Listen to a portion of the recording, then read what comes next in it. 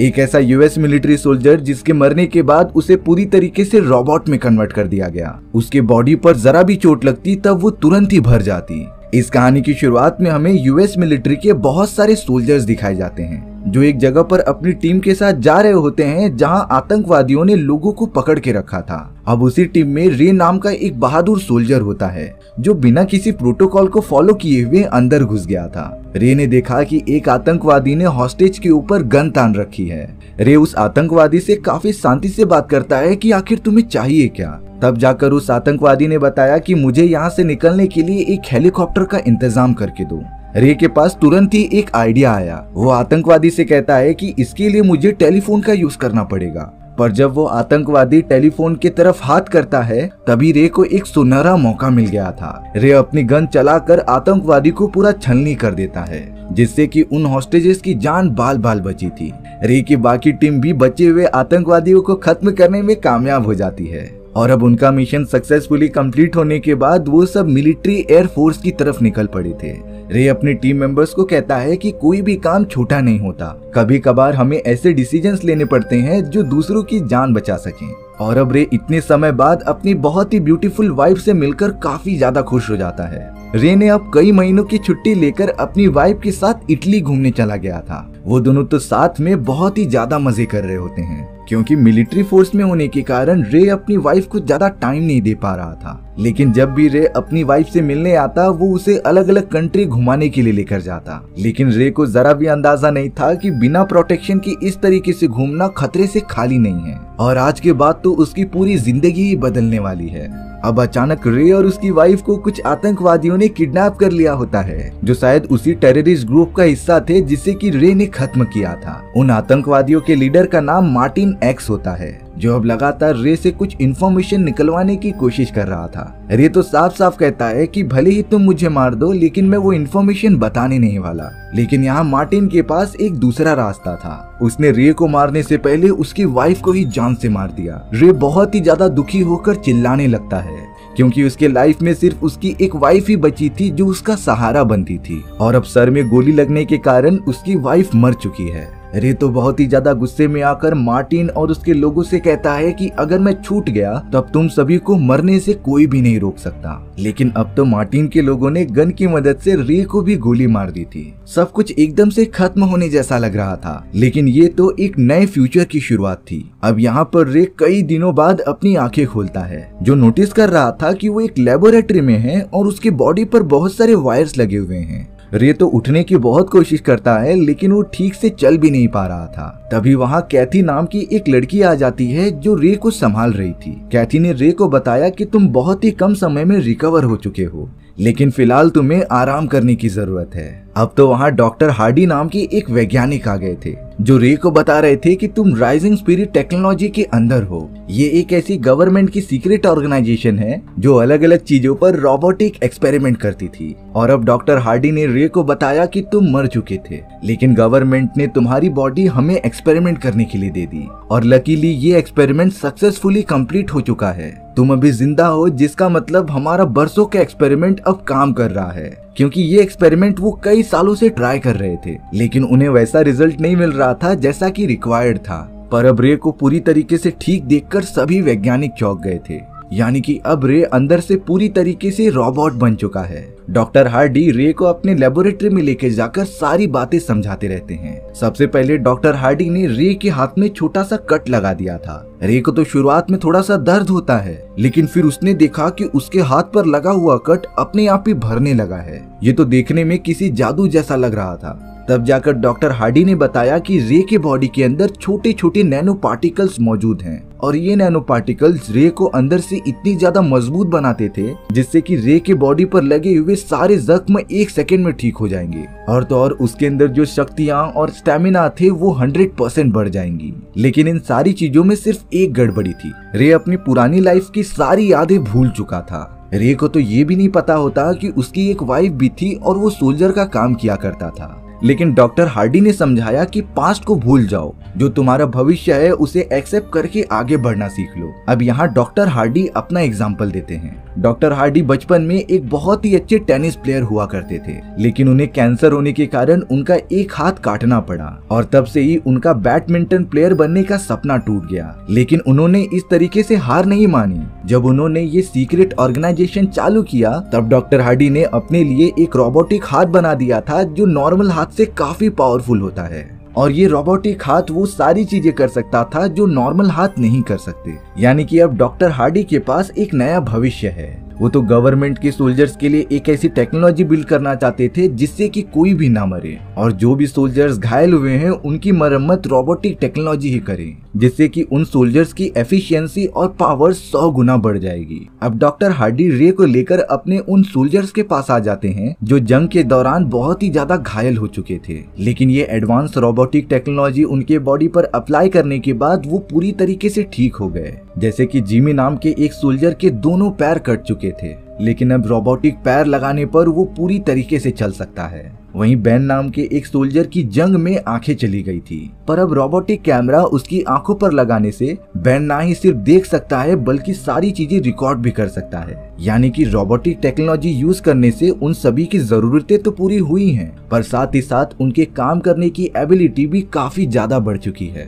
अब यहाँ एक रात सोने के बाद री की अंदर की एबिलिटीज और पावर्स काफी ज्यादा बढ़ चुकी थी। वो तो उन्हें अच्छे से कंट्रोल भी नहीं कर पा रहा था। तब जाकर रे सीमेंट से बने हुए एक लंबे पिलर पर पंच मारने लग जाता है। रे को अपनी हाथ पर जरा भी दर्द नहीं हो रहा था, लेकिन अब इतनी तेजी से पंच मारने के कारण वो पिलर पूरी की पूरी टूटने लग जाती है। रे के हाथ पर जो भी निशान बने हुए थे उसे नैनो पार्टिकल्स वापस से ठीक कर दे रहे होते हैं। यानी कि अब रे को उसके सारे सुपर ह्यूमन पावर्स मिल चुके हैं। अब रे यहाँ पर कैथी से मिलता है जो कह रहा था कि मुझ में जरा भी यादें मौजूद नहीं हैं, तो फिर ये जिंदगी जीकर फायदा क्या, क्योंकि वो तो यादें ही हैं जो हमें इंसान बनाती हैं। अब कैथी यहाँ रे के साथ एक छोटी ड्रिंक पी रही थी। वो ड्रिंक पीते ही रे के मन में अजीब तरीके के ख्याल आने लग जाते हैं, और अब लिटरली इन ख्यालों में रे अपनी वाइफ का मर्डर होता हुआ देख पा रहा था, जिससे कि कुछ आतंकवादियों ने बड़ी बेरहमी तरीके से मार दिया होता है। रे को उन विजन्स में पता चल चुका था कि मार्टिन एक्स के ग्रुप के लोगों ने ही उसे और उसकी वाइफ को जान से मारा है।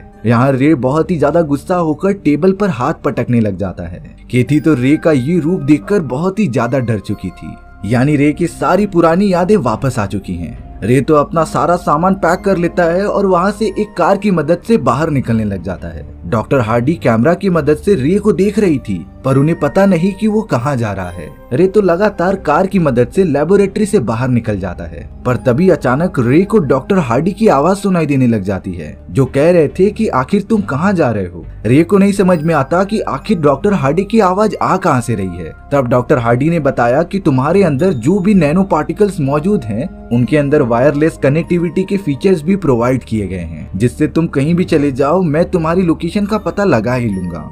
रे ने डॉक्टर हार्डी को बताया कि मेरी वाइफ का किसी ने कत्ल कर दिया है और इसीलिए मुझे इन सारी चीजों का बदला लेने जाना है। रे को पता था कि मार्टिन एक्स और उसके सभी आतंकवादी लोगों ने ही उसकी वाइफ का कत्ल किया है, इसीलिए अब रे लगातार बिना किसी देरी की उनकी लोकेशन पर जाने लगता है। यहाँ शहर के बीचों बीच मार्टिन एक्स अपने आदमियों के साथ छुपते छुपाते हुए कहीं जा रहा था। मार्टिन एक्स ने तो अपनी प्रोटेक्शन के लिए बहुत सारे सोल्जर्स कार के अंदर बिठा कर रखे थे, लेकिन जैसे ही उन सभी की कार एक टनल में जाती है तब वहाँ के लाइट्स अचानक बंद होने लगे थे और अब एक बहुत ही बड़ी ट्रक उनके कार से आकर डायरेक्टली टकरा जाती है। इस दुर्घटना में तो मार्टिन एक्स के कई सारे आदमी मारे गए थे और अब उनके सामने और कोई नहीं बल्कि रे आ जाता है, जिसने कि लगातार मार्टिन एक्स के लोगों को मारना स्टार्ट कर दिया था। हालांकि वो सोल्जर्स गन की मदद से रे पर हमला कर रहे थे, लेकिन रे के बॉडी पर लगा हुआ घाव नैनो पार्टिकल्स की वजह से तुरंत ही भर जाता है और अब तो रे अपनी पूरी ताकत लगाकर सारे सोल्जर्स को एक ही बार में मारकर खत्म करने लगा था।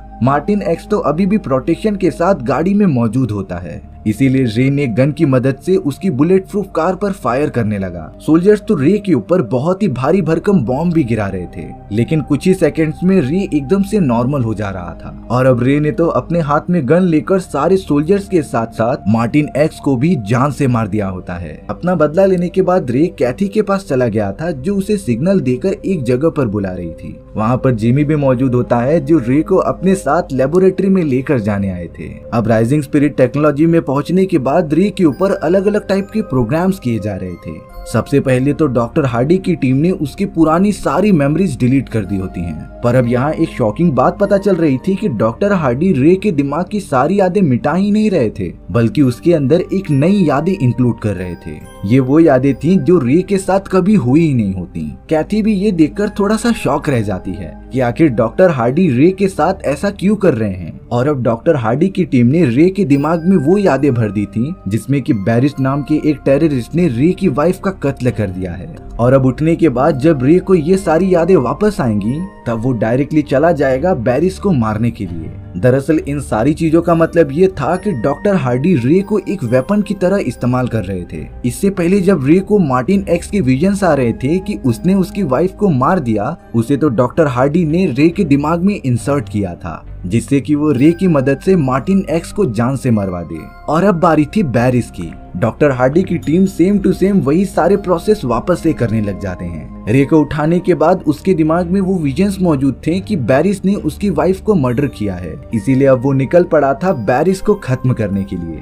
डॉक्टर हार्डी की टीम लगातार रे पर नजर रख रही थी, यानी कि वो सब इस तरीके से रे का यूज करके किसी को भी मरवा सकते थे। अब हमें बैरिस का एक छोटा सा हेडक्वार्टर दिखाया जाता है जिसके अंदर निक नाम का एक प्रोग्रामर जो कि बैरिस के लिए ही काम किया करता था, वो उसके पास बहुत ही ज्यादा कीमती EMP बॉम्ब लेकर आता है। ये बॉम्ब कई किलोमीटर्स की दूरी को पूरी तरीके से डिस्ट्रॉय कर सकता था, पर अब बदकिस्मती से उस जगह पर रे पहुंच जाता है जिसने देखते ही देखते बैरिस के सभी आदमियों को मारना स्टार्ट कर दिया था। और अब अंत में वो बैरिस के सामने गन पॉइंट करके खड़ा होता है। बैरिस तो रे से कह रहा था कि आखिर तुम हो कौन। तब जाकर रे ने बताया कि तुमने मेरी वाइफ का कत्ल क्यों किया। बैरिस कहता है कि मैंने तो ऐसा कुछ भी नहीं किया है और मैं तुम्हें जानता भी नहीं। पर अब अगले ही मोमेंट में रे ने बैरिस को बुरी तरीके से मार दिया था। रे जब अपना काम खत्म करके वापस लौट रहा होता है तभी वो अचानक से बेहोश हो गया था, जिसके बाद निक ने रे को उठाया और उसे अपने लेबोरेटरी के अंदर लेकर आ गया। EMP बॉम्ब के रेडिएशन की वजह से वहाँ डॉक्टर हार्डी की पूरी टीम रे को डिटेक्ट कर ही नहीं पा रही थी। थोड़ी देर उठने के बाद रे निक पर हमला करने चला जाता है, लेकिन निक ने बताया कि मैं तुम्हारा दुश्मन नहीं हूँ, बल्कि मुझे तो तुम्हें एक बहुत ही ज्यादा सीक्रेट बात बतानी है। निक ने तो रे की पूरी बॉडी का स्कैन कर लिया होता है, जिससे निक को पता चला कि रे के दिमाग में जो भी यादें भरी गई हैं वो पूरी तरीके से आर्टिफिशियल हैं, यानी कि वो सारी यादें रे के साथ कभी हुई ही नहीं थी। रे को भी ये बात कंफ्यूजिंग लगती है कि हर बार जब वो सोकर उठता था तब उसकी वाइफ का कत्ल किसी और ही आदमी ने किया होता है। यहाँ निक ने रे के ब्लड में थोड़ा सा एक्सपेरिमेंट करने के लिए उसका थोड़ा सा खून ले लिया था, जिसके अंदर बहुत सारे नैनो पार्टिकल्स मौजूद होते हैं। निक भी इतनी एडवांस टेक्नोलॉजी को देखकर काफी ज्यादा दंग रह गया था। पर अब इन सारी चीजों की वजह से रे का सारा शक डॉक्टर हार्डी पर चला जाता है, क्योंकि शुरुआत से ही वही रे के ऊपर अपनी लेबोरेटरी में एक्सपेरिमेंट कर रहे हैं। इसीलिए अब रे एक बार ट्राई करने के लिए उसी जगह पर चला जाता है जहाँ पर वो और उसकी वाइफ पहले रहा करते थे। और अब तो लकीली रे को उसकी वाइफ जिंदा मिल चुकी होती है, यानी कि रे की वाइफ का कभी मर्डर हुआ ही नहीं था। रे अपनी वाइफ से कहता है कि अब हम वापस से नई जिंदगी की शुरुआत कर सकते हैं, लेकिन रे की वाइफ ने कहा कि तुम कैसी बातें कर रहे हो, हमने तो ये सारी चीजें पहले ही डिसाइड कर ली थी कि हम अलग हो जाएंगे और अब मेरी एक दूसरी फैमिली है। रे ने सिर्फ इतना पूछा कि हमें मिले हुए कितना समय हो चुका है। उसकी वाइफ ने बताया कि हमें लगभग 5 साल से ज्यादा हो चुके हैं। रे इन सारी बातों को सुनकर बहुत ही ज्यादा दुखी होकर वहाँ से निकल पड़ता है। वो तो बहुत ही ज्यादा इमोशनल हो चुका था, क्योंकि अब चाहे कुछ भी हो जाए उसकी वाइफ उसके पास नहीं आएगी। वो तो अब अपनी दूसरी लाइफ में बिजी है। अब यहाँ रे सड़क पर जिस कार में जा रहा होता है तभी अचानक जिमी और बैन रे की कार को ठोकर मार देते हैं। रे कार से बाहर निकल के कुछ समझ पाता, इससे पहले जिमी ने रे के ऊपर एक छोटी सी चिप फायर कर दी थी। रे के बॉडी पर वो चिप लगने पर उसका पूरा हाथ ब्लू कलर का होने लगा था। रे उस चिप को कैसे भी निकालता है और वहाँ से भागने लग जाता है। जिमी और रे भी अपने सारे एडवांस इक्विपमेंट्स लेकर रे के पीछे पड़ गए थे। उन्होंने तो रे की पोजीशन का पता लगाने के लिए आसमान में बहुत सारे बुलेट्स फायर किए और अब वो छोटे छोटे बुलेट्स ड्रोन्स बन जाते हैं जो चारों तरफ घूमकर रे की लोकेशन का पता लगाने लग गए थे। अब यहाँ रे को पता चल चुका था कि वो चारों तरफ से घिर चुका है, इसीलिए वो पुलिस वालों की गन लेकर लगातार बैन और जिमी पर हमला करने लग गया था। वो दोनों भी रे पर पलटवार करते हैं पर अब इतनी ज्यादा हाथापाई होने के कारण वो सब हाईवे पर आ गए थे, जिससे कि अब एक बहुत ही बड़ी ट्रक उनके ऊपर चढ़ चुकी थी। जिमी का वो बनाया गया आर्टिफिशियल पैर पूरा का पूरा टूट जाता है, पर रे के बॉडी पर जो भी चोट लगी थी वो तो कुछ ही मिनटों के अंदर पूरा रिकवर हो जाती है। अब यहाँ रे जैसे ही सभी को मारने जाता, बेन पीछे से आकर उसके बॉडी पर छोटा सा चाकू मार देता है, जिससे कि अब रे तुरंत ही बेहोश हो गया था। डॉक्टर हार्डी ने रे को तुरंत ही लेबोरेटरी में लाने का आदेश दे दिया होता है, पर अब डॉक्टर हार्डी को यहाँ पता था कि प्रोग्रामर जिसका नाम निक है उसके पास रे के नैनो पार्टिकल्स की थोड़े से सैंपल्स मौजूद हैं और वो चाहे तो उतनी नैनो पार्टिकल्स की मदद से रे की प्रोग्रामिंग चेंज कर सकता है। इसीलिए अब डॉक्टर हार्डी ने कैथी को ये आदेश दे दिया था कि वो निक को जाकर खत्म कर दे। हालांकि शुरुआत में कैथी इस बात के लिए मना कर रही होती है, पर तभी डॉक्टर हार्डी ने अपने हाथ पर लगे हुए वायरलेस कंट्रोल की मदद से कैथी के अंदर जो आर्टिफिशियल फेफड़े लगाए गए थे उन्हें ब्लॉक करने लग जाता है, जिससे कि कैथी की सांस रुकने लगी थी। और अब मजबूरी में आकर कैथी को डॉक्टर हार्डी की बात माननी ही पड़ती है। कैथी तो तुरंत ही निकल पड़ी थी निक को ढूंढने के लिए। वो तो निक से एकदम अजनबी की तरह मिलती है, जो बड़ी रोमांटिक स्टाइल से सिगरेट जलाने की कोशिश कर रही थी, पर कैथी के सिगरेट से जो धुआं निकल रहा था उसे सूंघने के बाद निक तुरंत ही बेहोश हो जाता है। कैथी तो अब वहाँ पर मौजूद सारे लोगों से फाइट करने लगी थी, लेकिन कोई भी उसकी फाइटिंग टेक्निक के सामने टिक नहीं पाता। एक नारी सब पे भारी। वहीं दूसरी तरफ हमें डॉक्टर हार्डी के पास रे को दिखाया जाता है। डॉक्टर हार्डी रे के पास आकर कह रहे थे कि मैं ही तुम्हें कंट्रोल कर सकता हूँ, लेकिन रे बताता है कि तुम बहुत ही बुरे आदमी हो, तुमने अपने फायदे के लिए मेरा गलत यूज किया। लेकिन डॉक्टर हार्डी अपने सारे काम को जस्टिफाई इस तरीके से कर रहे थे कि कोई भी काम छोटा या बड़ा नहीं होता। वो सारे लोग जिसे कि तुमने मारा है वो बहुत ही बड़े लेवल के क्रिमिनल्स थे, एक तरह से उन्हें सजा मिलनी ही थी। और अब डॉक्टर हार्डी ने डिसाइड किया कि वो रे की सारी यादों को मिटाकर उसे पूरी तरीके से रिमोट कंट्रोल बना देंगे, यानी कि इसके बाद रे का अपनी बॉडी पर कोई कंट्रोल नहीं रहेगा। डॉक्टर हार्डी की टीम ही अपने वायरलेस डिवाइसेस की मदद से रे को कंट्रोल कर पाएगी। लेकिन वहीं दूसरी तरफ हमें पता चला कि कैथी जिसे कि निक को मारने के लिए भेजा गया था, वो तो निक की मदद करने लगी थी रे को वापस से आजाद करने के लिए, क्योंकि कैथी को भी कहीं न कहीं पता था कि रे के साथ गलत किया जा रहा है। और अब यहाँ निक अपनी सारी प्रोग्रामिंग में लग जाता है, जिससे कि वो रे की रिमोट कंट्रोल को अपने पास ले ले। ये सारी बातें एक अलग ही सिग्नल की वजह से अब डॉक्टर हार्डी को भी पता चल गई थी, इसीलिए अब वो वायरलेसली कैथी के फेफड़े को ब्लॉक करने लगा था। लेकिन निक ने अपने बहुत ही एडवांस हैकिंग स्किल्स की मदद से डॉक्टर हार्डी के परमिशन को एक्सेस डिनाई कर दिया था।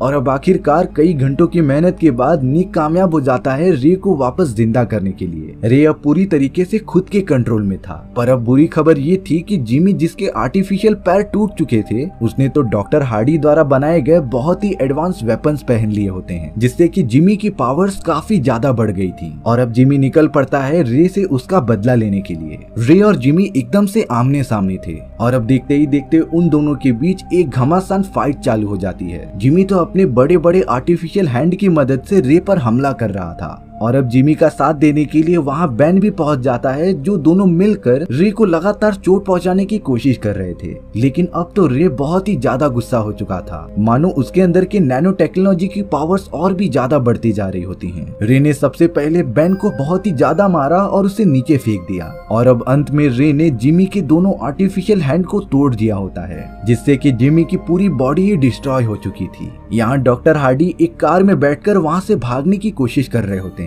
तभी पीछे से जिमी का वही टूटा हुआ आर्टिफिशियल हैंड आकर कार के अंदर लग जाता है, जिससे कार खराब होने के कारण चल नहीं सकती थी। डॉक्टर हार्डी जब कार में से बाहर निकलते हैं तब उन्होंने रे को अपने पास आते हुए देखा। रे बहुत ही ज्यादा गुस्से में होता है। डॉक्टर हार्डी रे को चिल्लाकर कह रहे थे कि अगर मैं नहीं होता तब तुम्हें कोई भी जिंदा नहीं कर पाता, यानी कि सिर्फ मैंने ही तुम्हें जिंदगी दी है। डॉक्टर हार्डी तो अपने कार में से एडवांस गन निकालकर रे की तरफ फायर कर देते हैं, पर रे ने तो उस बड़ी सी गोली को सिर्फ अपने हाथ से ही रोक लिया था। वहीं दूसरी तरफ निक और कैथी ने प्रोग्रामिंग की मदद से रे के सारे पावर लेवल्स को एक्टिवेट कर दिया होता है, जिससे कि रे में एक अलग ही टाइप की एनर्जी महसूस हो रही थी। वो धीरे धीरे डॉक्टर हार्डी के पास जाता है और अपने हाथ में रखी हुई गोली को नीचे गिरा देता है, जिससे कि वहाँ एक बहुत ही बड़ा ब्लास्ट हुआ। ऑब्वियसली डॉक्टर हार्डी की तो जान चली गई थी, लेकिन रे तो बच जाता है। अब कुछ टाइम बाद रे ने जब अपनी आंखें खोली तब वो सामने निक को देखता है जिसका लुक पहले से काफी ज्यादा अमीरों वाला हो गया था। दरअसल उस धमाके में रे की बॉडी हाइबरनेशन मोड पर चली गई थी, जिससे कि अब पूरे 1 साल बीत चुके होते हैं।